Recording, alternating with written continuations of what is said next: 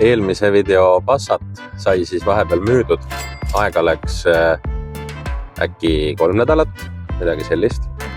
Alustasin hinnaga 1490 ja siis muutsin hinna 1350 peale. Ja 1300 euro kostati ära. Läks välja nii nagu ta oli, jumala normaalses korras, pika ülevaatusega.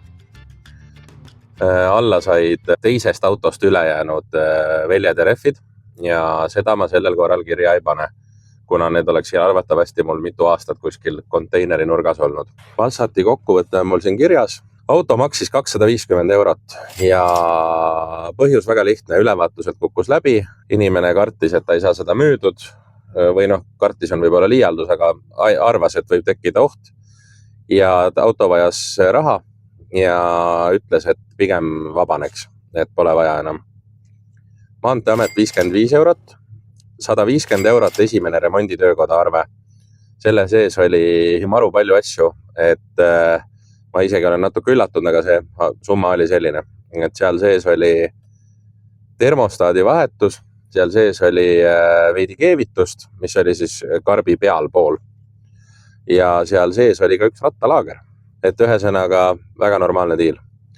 Teine töökoda 30 eurot, poolteli otsa vahetus, poolteli ots 16 eurot. Käsipiduri lüliti ikkagi oli ka vaja ära vahetada, aga see maksis alla 20 euro, mul on kirjas 17 eurot, et ta oli vist 16 koma.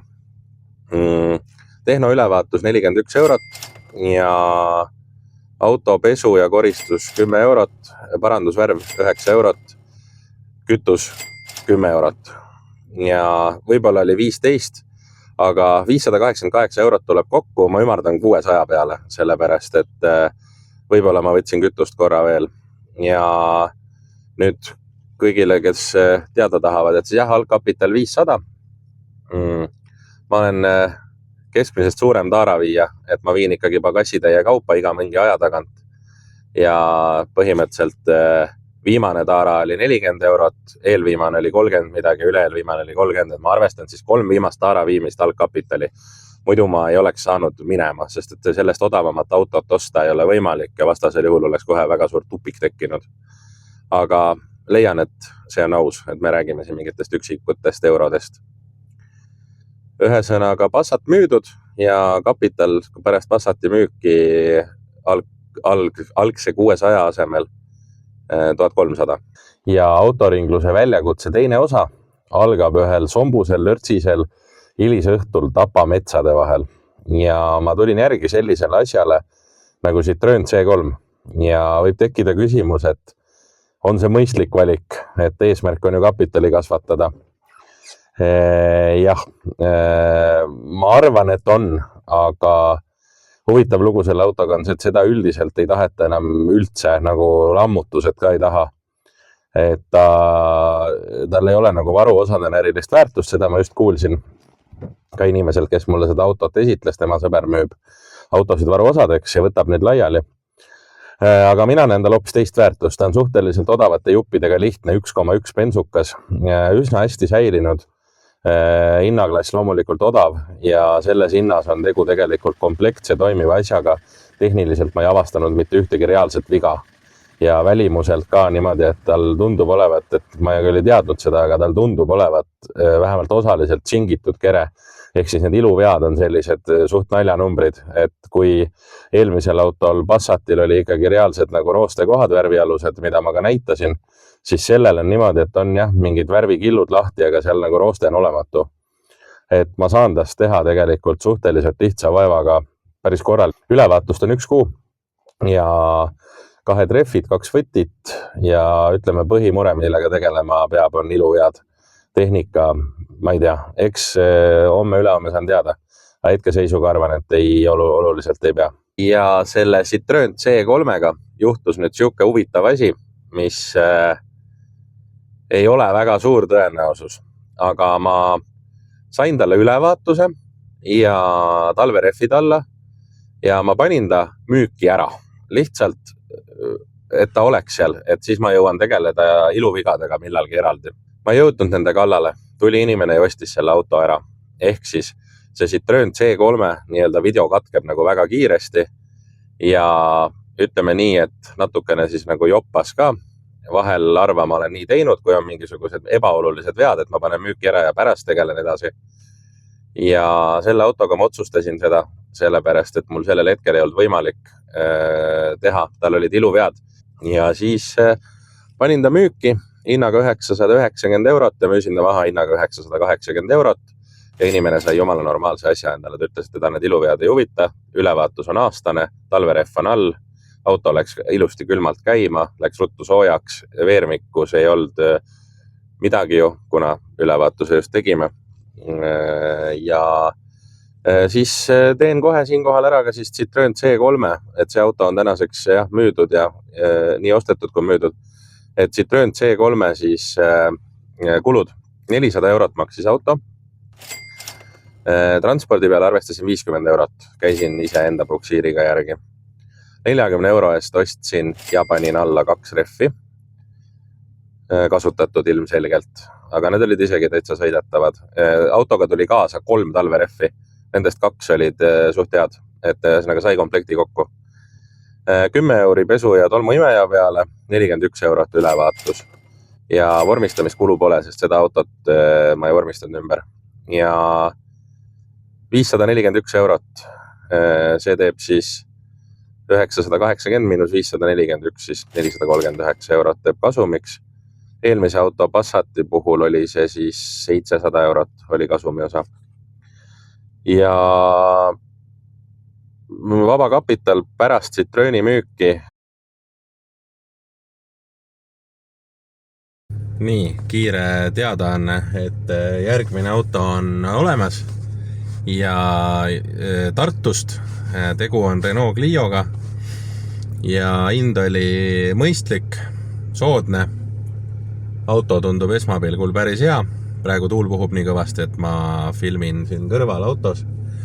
Aga mis seal ikka, kiirelt ülevaatuspunktist läbi ja ülehomseks on Ransariga kokku lepitud, et hakkame pihta, et varuosad vahepeal jõuaks ära osta, siis ma lähen vaatan alguses üle, midagi kindlasti on vaja teha. Üks rattalaager arvatavasti ja üks iluliist ja ju jooksvalt tekib midagi veel, tavahoolduse plaanin ka teha. Ja jätkame ülevaatuspunktist ja siis jätkame juba Ransarist.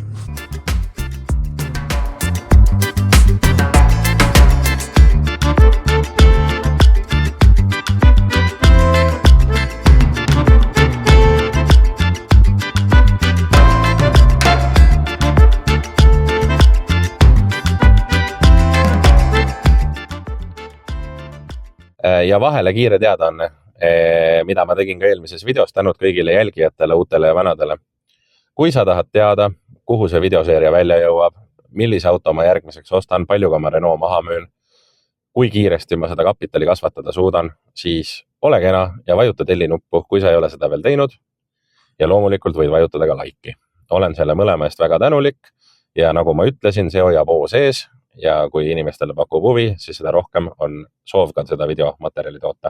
Nii, olen siis Clioga tegelikult lõpetanud remondi ja on järgmine päev ja juhtus siuke huvitav asi, et tegelikult meil videotoetaja on Ransar Service. Aga eile ootamatult jooksis neil tegelikult päev päris täis.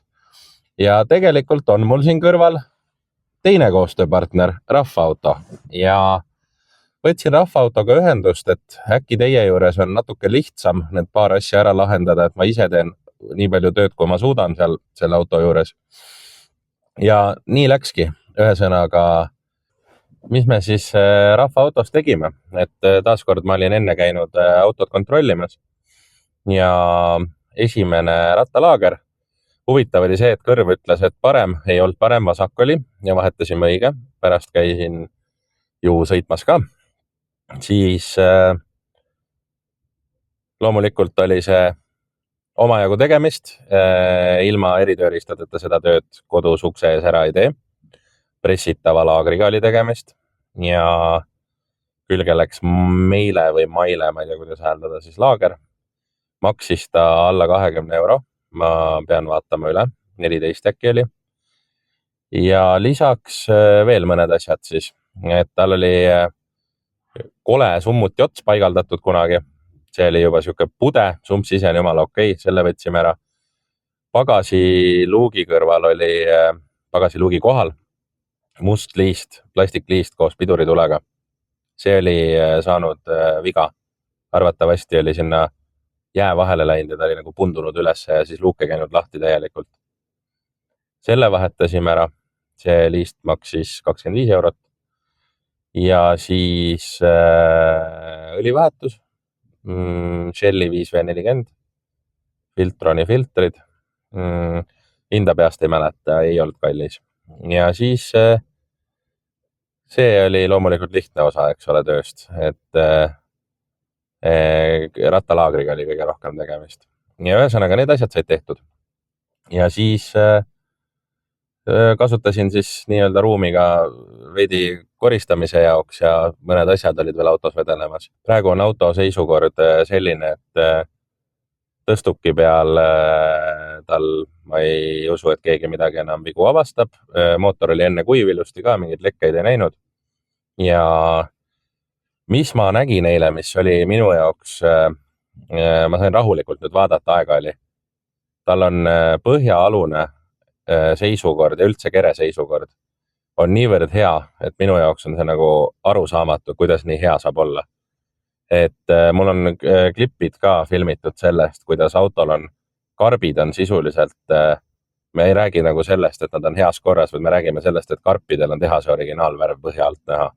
Ja roostet ei ole, lihtsalt ei ole. Kerel ka ei ole, et põhjaalune on paremas korras kui keskmisel Eesti 10 korda kallimal autol, mis on Eestis sõitnud. See auto on Soomest pärit, mingi hetk on ta Eestisse toodud, hooldusraamat isegi on olemas ja päris usinalt täidetud.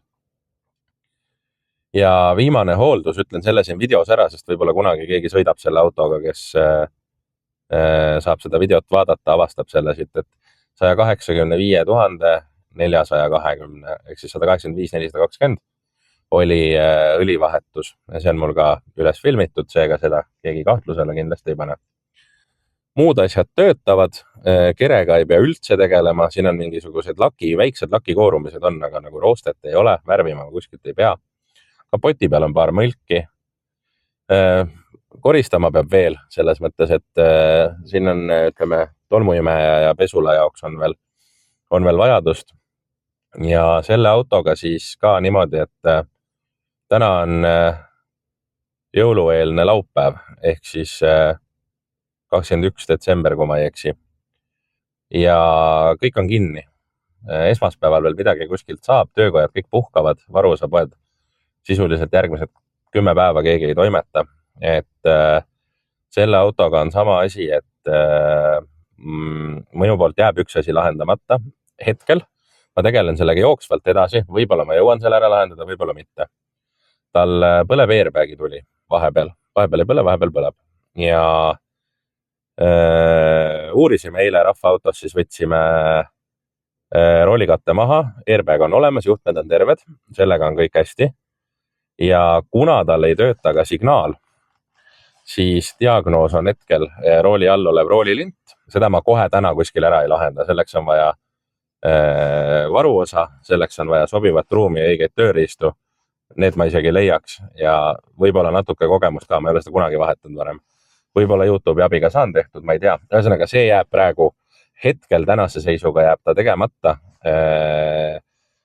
Selline odav auto tegelikult ei pea olema ideaalne, et see ei ole mingi ületamatu mure, mida lahendada. Ja ma isegi olin valmis selleks, et äkki tal pole airbagi, aga oli, et ma arvan, et isegi kui ei oleks, siis see pole ka nagu kulukas. Tal ongi 2 airbagi minu arust ainult roolis ja kõrvalistmel. Ühesõnaga, niimoodi ta praegu ülesse läheb. Ma teen pildid ja kuulutuse ära ja jääb tegemata nimetatud siis tuli ja siis salongi keemilist puhastust ta nagu otseselt ei ole vaja. Ta on siukse täiesti rahuldavas korras salong. Et see ka jääb niimoodi, et kui mul tekib moment, võimalus, seda ma ei taha kunagi teha, kui -20 on väljas, sest et autod ei kuiva kunagi 100% ära. et kui ilm toetab ja aega on, siis võib-olla mingi hetk teen need istmed üle. Siis auto hind. Ma veel mõtlen natukene, eks video all kirjelduses on näha, mis ma ta hinnaks panin. Kuna tal on kere niivõrd hea ja mootor oli ilus kuiv ja veermikus ei tohiks enam ühtegi viga olla, siis ma ei näe põhjust taaskord, miks ma peaks teda kinkima mingisuguse 600 euro eest kellelegi ära. Et siin on täiesti potentsiaalne kandidaat kellelegi kas esimeseks autoks või vanaemale maale või mis iganes, millega ma tõesti siiralt usun, et nagu mõnda aega saab sõita niimoodi, et ei ole mingisuguseid suuremaid tagasid. Et ma vaatan, arvatavasti peaks selline auto maksma kuskile 1000 euro kanti. 1500, see on juba siuke, et seal tekib igast muud valikut. Samas 800 eest ma arvan, et samaväärselt pigem ei leia. Loomulikult sõltub auto tüübist ka, eks ole, ja mõni kindlasti nüüd kommentaariumis teatab, et 800-ga saab Passat B6-sid ja tõepoolest saab, aga küsimus on, et kas kaua sa nendega sõita saad niimoodi, et sa midagi tegema ei pea. Siin võiks nagu selles osas olukord parem olla. Et nii-öelda siis minupoolne soovitus, et kui kellelgi ongi vaja lihtsat autot, millel on võimalikult vähe asju, mis sind alt saavad vedada, siis see on sulle. Ja ma ütlen paar sõna Rahva auto kohta ka, kuna ma nende töökoda eile nahaalselt vähemalt 3 tundi hõivasin. Et Rahva auto tegelikult on mul väga pikaaegne koostööpartner ja Rahva autos, millal mina käin? Mina käin Rahva autos eelkõige siis, kui mul on VAG grupi, ehk siis Audi, Volkswagen, Škoda, Jet, nendest markidest mõne autoga mingisugune keskmisest keerulisem probleem. Sellepärast, et nemad on VAG grupile spetsialiseerunud, neil on olemas selleks väga palju igasuguseid eritööriistu, tarkvara ja nii edasi, et nad on võimelised lahendama nendel markidel ka keskmisest keerukamaid muresid. Ja julgen kõigile soovitada, minul on tänaseni 0 pretensiooni ja õnneks on mul nüüd kapitali nii palju, et ma saan veel autosid osta, et hoian lähipäevil kindlasti vägagi silmad-kõrvad lahti ja proovin leida midagi, millel oleks mõõdukas koguses mõistlikke asju, mida saab paremaks teha. Et mina eelkõige otsin siis selliseid autosid, mis vajavad tööd, aga ei vaja sellist tööd, mille töömaksumus koos varuosadega ületab potentsiaalselt auto hinna. Et siin on ka inimesed pulli teinud, et pakkunud mulle mingit 98. aasta Audi A6 näiteks, millel on mõlemad esitiivad täiesti otsas, augud on sees, karbid roostetavad, ma ei tea, tagumist tiivakaared ka roostetavad ja siis lisaks on veel käigukast avariirežiimis. Et see jääb ära, et kui ma teda ise müüa ei saa 3000 euroga, siis ma ei osta ju seda autot. Et küll aga mulle meeldivad täpselt siuksed, nagu see Citroen C3 oli eelmine auto ja samamoodi see Clio, kus ma praegu istun. Et rattalaager ulgus, eks ole, tagaluuk ei käinud lahti, hooldus teadmata, millal tehtud, keegi ei teadnud. Ka täpselt siuke jõukohane, paar asja, mitte kallid asjad, samas tegelema peab. Ja et sellised asjad kindlasti pakuvad huvi, et kui kellelgi on, kirjutage julgelt, aga proovige nagu, ärge päris igat autot pakkuge, et kui auto koht on juba vanametallis, siis ma ei saa teda enam päästa juhul, kui ta olukord on selline, et ta vajab väga suuremahulist ja väga kallist remonti, samal ajal makstes 1000 eurot, eks ole. Et siis ei ole asjal mõtet. Loomulikult kallimate autodega olukord muutub, aga täna ma olen veel selles suht odavas hinnaklassis. Selle autoga ma ei plaani proovisõitu eraldi üldse pikalt filmida, et sellel puudub nagu mõte, et ma olen seda juba teinud ja ma ütlen, et ta sõidab väga normaalselt ja kõik on hästi. Temperatuur ei lähe üle ja sidur on väga normaalse koha pealt, võtab, ei tundu väsinud. Käigud lähevad ilusti sisse, mootor ja hääl on ilus. Jõudu on täpselt nii palju, kui ühel 1-1 olema peab, 1-2, vabandust. Ja ühesõnaga näete, video pealt on näha, et auto sõidab. Mingisuguseid lärmavaid helisid ei ole. Praegu sõitsin läbi aukudega, veermik on ka täitsa ilusti vaikne. Kõik on hästi. Ehk siis lõpetame sellega selle proovisõidu video praegu ära. Ühesõnaga ma tahan auto kohta veel paar asja öelda. Tal on elektriaknad ja need töötavad. Tal on olemas konditsioneer, mis on väikse mootoriga sellises vanuses auto kohta pigem luksus. Kas ta töötab, jään vastuse võlgu. Olemas ta on, süsteem on peal. ja tal on olemas USB-ga ja AUX-iga raadio. Ja see on eraldi pandud, see ei ole tehase oma. Ja siis tal on olemas Defa plokisoojenduse pistik ees. Seda see minu poolt proovimata, aga teoorias, kuna ta on Soomest pärit auto, siis tal on tõenäoliselt toimiv plokisoojendus. Ma arvan, et tal on pistik on igal juhul kindlasti olemas. Et need olid asjad, mis ma tahtsin veel ära mainida. Vabandust, üks oluline asi veel. Ta puldist käivad uksed lukku ja lahti ja pult töötab, võtab ilusti, teeb kõik uksed lahti, paneb kõik uksed kinni. See on ka selline asi, et selles vanuses hinnaklassis autode puhul on päris tihti vaja võtmega uksi lahti keerata. Sellel autol on esiistmel Isofix, see tuli mul veel meelde. Seda ma olen väga harva näinud, võib-olla ma eksin. Igal juhul, kui kellelgi on väike laps, kes peab sõitma kõrvalistmel, siis siia saab panna Isofixiga tooli ja siit lülitada välja airbagi. Ühesõnaga, sisu tegelikult jäi juba täitsa hea, ma olen rahul ja esialgu rohkem ei olegi taga vaja tegeleda. Minu poolt praegu on kõik, paneme edasi ja loodame leida mõne ägeda auto ja teha ta ruttu korda ja jätkata seeriat ja pakkuda loomulikult Vampiro ja tiimile konkurentsi. Et nemad on ju omadega juba pea 20. video juures, et minul on sellest teine video, aga proovin järgi võtta, et aega nagu on. Aga siis head aega praegu ja näeme varsti jälle.